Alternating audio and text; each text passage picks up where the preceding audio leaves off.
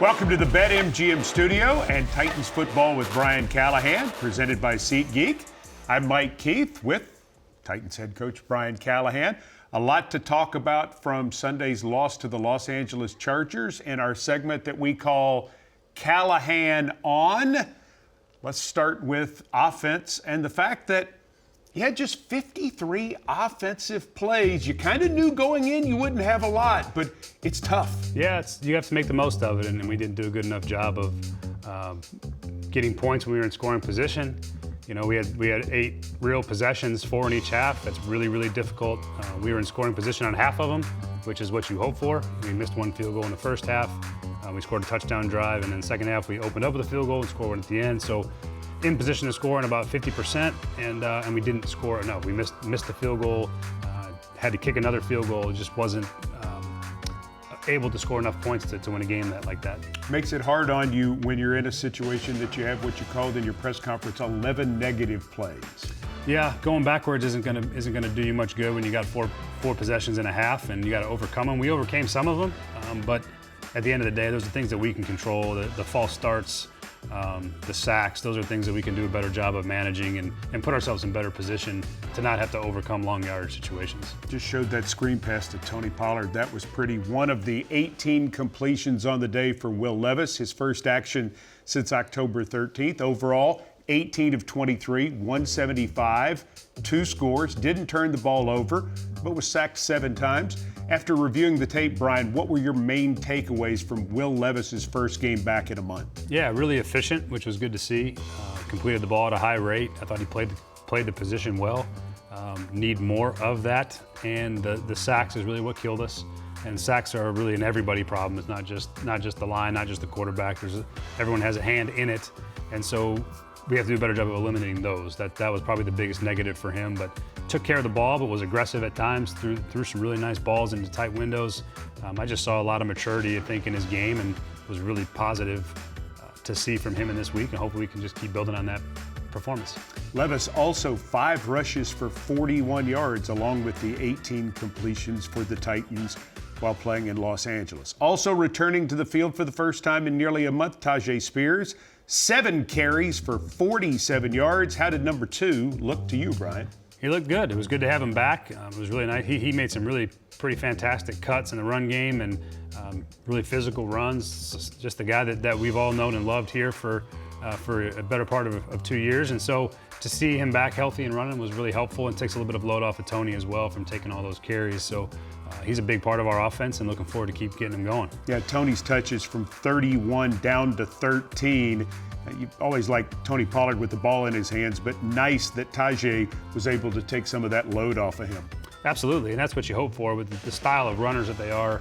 That's a lot of wear and tear on a guy like Tony with all those carries, and so being able to split that division of labor is really helpful for us, and I thought Tyjae did a really nice job. Speaking of running up numbers, Jack Gibbons followed up last week's 14 tackle performance with 15 tackles against the Chargers. Brian, what has Jack done so well in the last 3 weeks to really boost his productivity?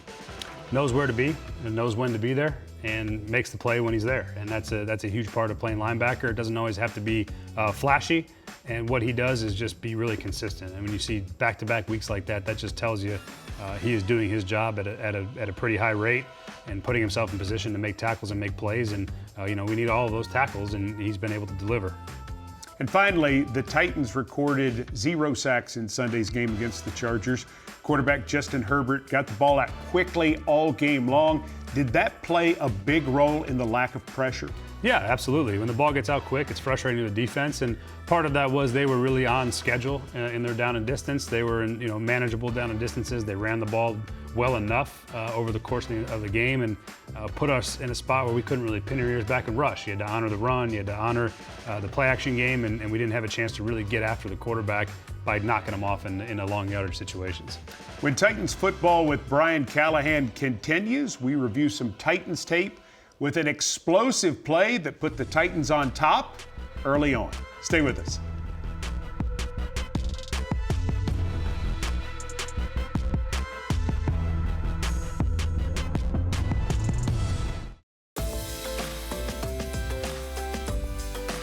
Welcome back to Titans Football with Brian Callahan, presented by Seatgeek. Calvin Ridley had 5 catches for 84 yards and 2 touchdowns this past Sunday. His first touchdown was a thing of beauty as Will Levis connected with him for 41 yards and 6 points. We're going to take a look at that play in Titans tape. And let's immediately start with the alignment of the quarterback and the tailback, Tony Pollard. You're in the pistol right here. Why do you start there and not in say, the shotgun? It just gives us the ability to have all facets of what the under center run game is. The back is still what we call in the dot. He's at home behind the quarterback, even though we're still in a gun demeanor with the quarterback in the center.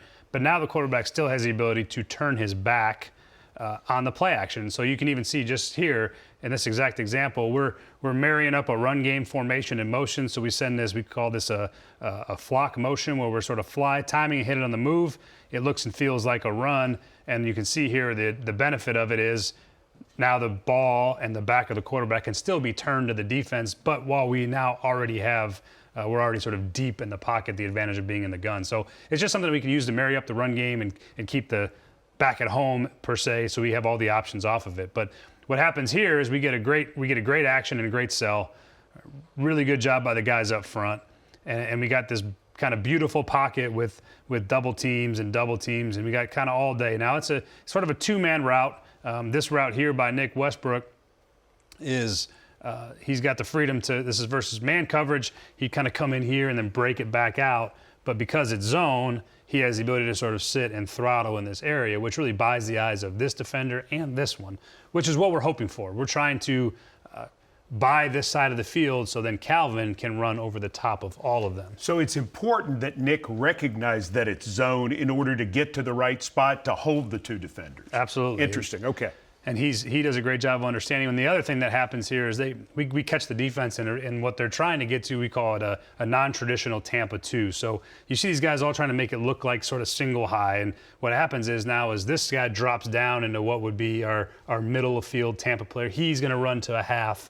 And now this player who doesn't normally play the half of the field, from showing down low, is now going to try to get all the way out to a half from this position. But Calvin is so fast, he really outruns him to the spot and then just takes him over the top, and the guy really has no chance to cover this play. And so you see how it all works together, right? The play action protection gets these guys to step up. The rotation comes down. He feels this route, so the safety jumps, and now Calvin really is all alone behind the back of the defense, which is about as good as you could ask for. So really sort of perfect call into the perfect coverage.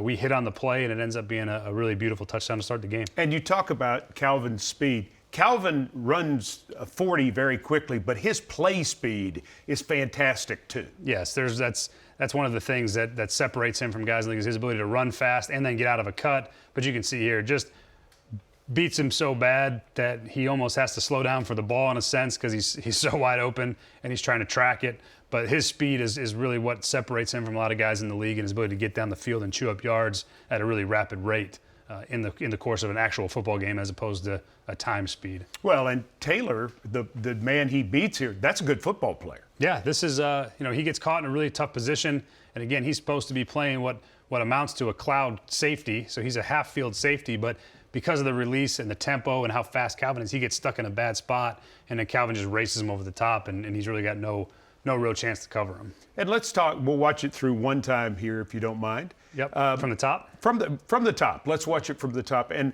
I think the thing that really jumps out about Calvin in the last 3 games is this element he's giving you that you didn't have in September and part of October. Yeah, and a lot of that is his ability to digest and be able to go out now and execute on Sundays. It takes time. But he's done a really nice job of finding a rhythm and finding some comfort in the offense. And I'm a lot more comfortable with what things I'm putting him on and how I'm using him. So it gives me a ton of confidence that he's going to be able to do what we need of him at a really high level. Good throw by Will Levis there, too. When Titans football with Brian Callahan continues, a ton of responsibilities that come with being an NFL head coach. One gives fans a completely different way to enjoy a game. Seatgeek Sound is next.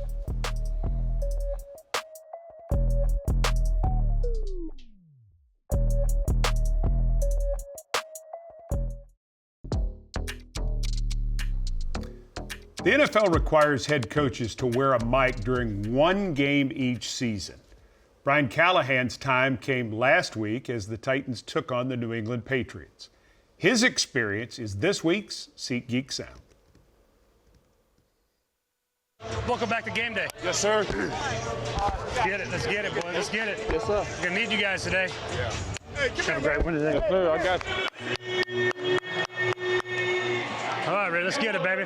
Play fake, fire. Bennett at the 5. Bennett into the end zone. Yeah, okay. Touchdown, Titans! Yes.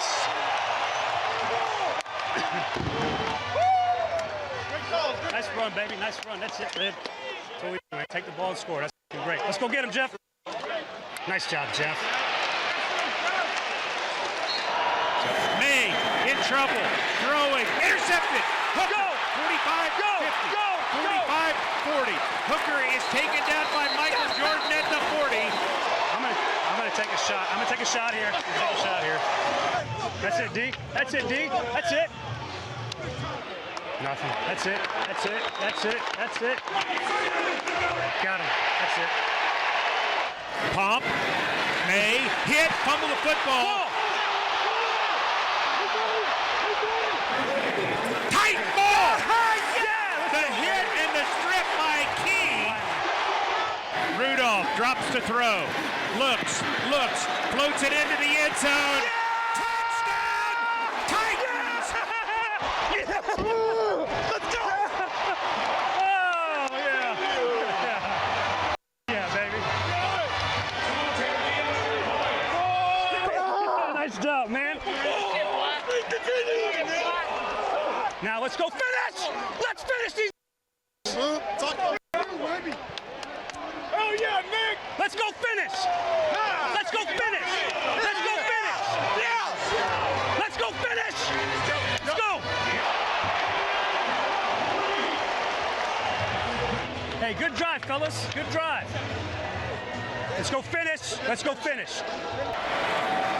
May looking deep, throwing deep. Booty is there, but it's intercepted.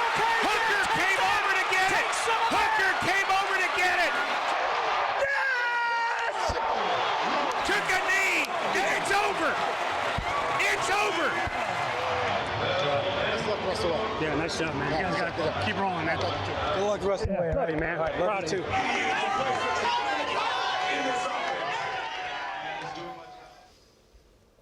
So the question, Brian Callahan, is how much of that do you remember? I remember jumping into Mason's arms at one point after that touchdown. Yeah, there's no telling what I'm going to say on game day. I lose my mind a lot. Same. It's always weird to hear. It's always weird to hear your voice, as you probably know. And, Same. And you're like, did I really say that? Yeah. But yeah, it's we're kind of in the moment. There's a little bit of passion involved and excitement, and that was a fun game. So there are certain things you have to do as a head coach, like that. You have to do that once a year by league rules. Yes. How many of those things have you dealt with that you never considered before you became a head coach? No, I never dealt with that before. The mic'd up thing is weird, and you totally forget you have it on. So there's no telling what the uncut version looks like. We got the boys in the back got it. Yeah, they got the rough cut. Yeah. There's no telling what that looked like. But yeah, that's a new thing for me. And then I sometimes would have like a moment where I'm like, oh, I forgot I got a mic on. I probably shouldn't say that. But then I just forget about it and move on. That's good stuff watching you at work. When we come back, the Epic Western Genuine article, a big player with a big heart. It's Big Jeff. More Titans football with Brian Callahan after this.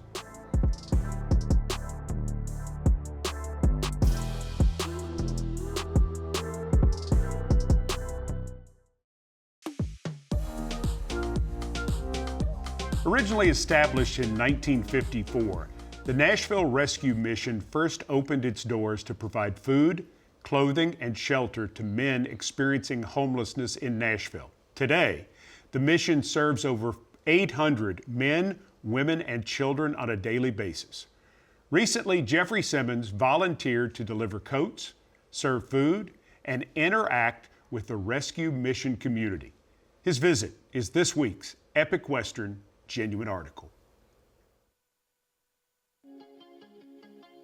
Today, I was here at Nashville Rescue Mission. I helped serve lunch to some of the homeless people here in Nashville. Hot pan coming through. Hot pan. To me, it's one of them things where I just was reflecting on life as I was in here, because the game of football, we play it, and those people out here in the real world, dealing with so much more. And that just shows today that win and losing the football game is not more than some of these people out here fighting for their lives, fighting for a meal today. Oh, you're a Titan fan? That's what I like to hear. It is a huge honor to have Jeffrey here. We have a lot of folks that come through the line here that would never experience this. When he was serving, there was a lot of folks with smiles on their faces. It just makes their day. It's very rewarding for those folks to just have somebody say hi and have some concern for them. Each and every day I wake up, I just, don't worry about all the outside noise. Keep my head straight, control what I control. Thank you very much. No problem, man. Just to see even some of the smiles on these people face today, it meant a lot to me. And like I said, make you appreciate life much more than just, the win and loss of a football game. Can't imagine what just a good smile and a saying hello or speaking for a moment, how it'll make a difference in their day. There have been few Titans over the last 26, 27 years who have realized what a difference they can make in the community by just their presence, and the overall effort that Jeff Simmons makes day in, day out is really special. He is a leader for your football team, and this is not just some saying. He is a leader for your football team, both on and off the field, in a special way. Yeah, I think he understands the impact he can make, and his platform and profile allow him to really make a legitimate impact. And I think that's what I love about the NFL and the guys like Jeff that have the ability to know that and know what to do and then actually go do it. And they do it because they want to make a difference and they want to make an impact on the community. And I think it's fantastic. And Jeff's a Walter Payton Man of the Year nominee, and that's what you hope for with your team. Yeah, he has been that kind of leader since he got here. And he's not exactly an old player now, but for your youngsters, huge. That's the example you want them to follow, because that's exactly what you want, as many guys like that on your team and in our community as possible, and making a difference, because there's a lot of people that need that support and need that attention, and we have to be able to give that to them when we have the opportunity. If you have a chance to help the Nashville Rescue Mission, do that, especially right here before Thanksgiving. Next up for the Titans, they return to Nissan Stadium to host the Minnesota Vikings. Callahan's first look will get you ready when Titans football with Brian Callahan returns.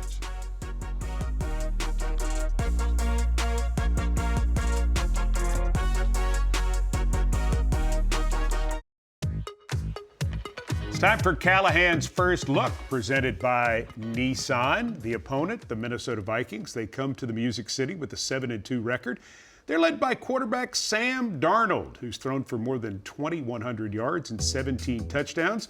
Brian Callahan, how has the seventh-year quarterback fit into Kevin O'Connell's offense? He's a great fit. He plays on time. He throws accurately. He knows where to go with the football, and you see the results of that. I think he's played really well this year for them, and I think he's cerebral. I think he's talented, and I think he's found a really good system fit for his skill set, and I know Kevin does a great job putting him in position to be successful. What else helps him? He gets to throw to Justin Jefferson. Hard to believe he's just in his fifth year.